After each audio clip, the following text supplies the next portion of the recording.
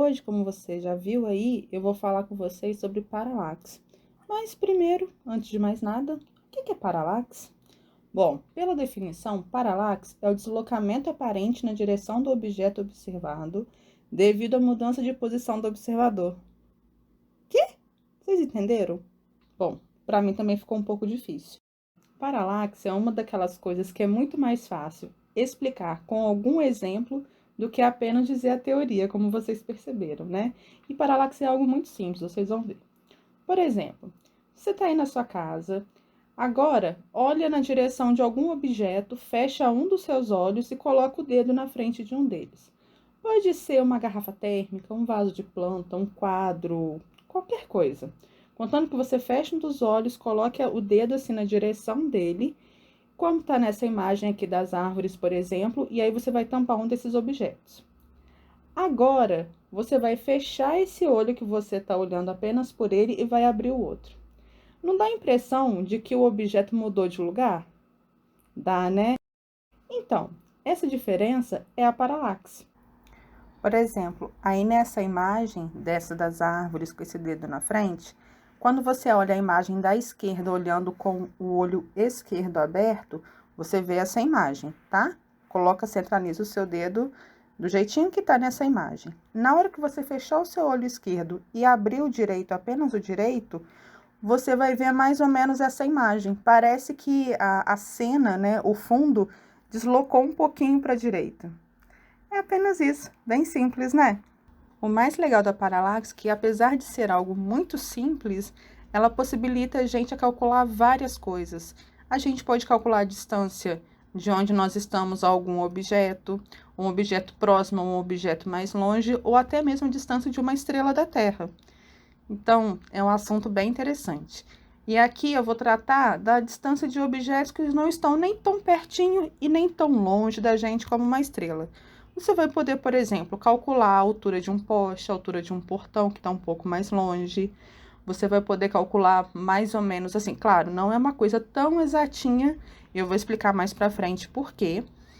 Mas você já vai ter uma noção, por exemplo, aquela pessoa ali está a 300 metros de mim, sabe? Esse tipo de noção você vai conseguir ter apenas com as suas mãos. Olha só que legal.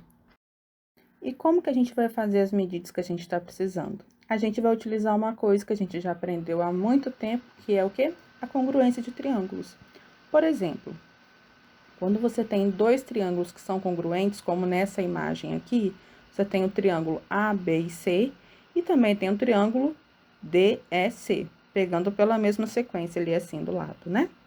Então, digamos que você tem essa árvorezinha, bem estranha.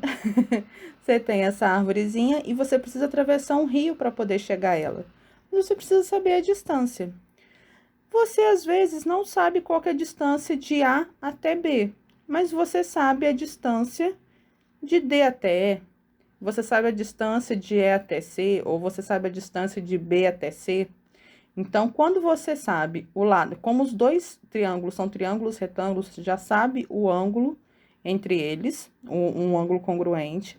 Quando você sabe a medida de um lado de um triângulo e a medida do lado do outro triângulo, basta para você poder já ter a relação entre eles. E assim você calcula todos os lados que você precisar. Olha só que legal!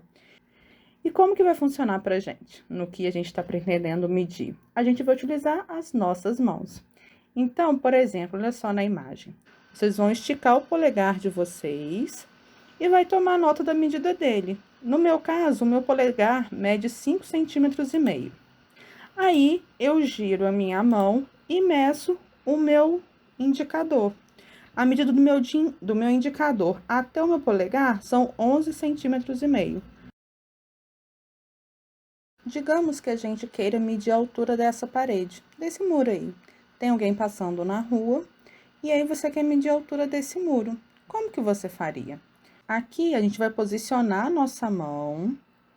Ali assim você vai esticar o seu braço e aí você vai fechar um dos seus olhos e vai comparar o tamanho do seu dedão, do seu polegar, em relação à pessoa que está passando ali. Mas aí você pode pensar, poxa, mas eu não sei qual que é a altura daquela pessoa. É por isso que a gente costuma usar medidas médias. Por exemplo, a média do brasileiro é 1,75 m. A média da brasileira é 1,62 m. Então, quando você quiser usar a medida de uma mulher ou de um homem, você pode usar essas medidas. E aqui na nossa imagem, a gente consegue perceber que o nosso polegar, ele tem mais ou menos 1,5 vezes a altura daquela pessoa. Então, a gente vai fazer os nossos cálculos com esses dados. E vamos ao primeiro exemplo.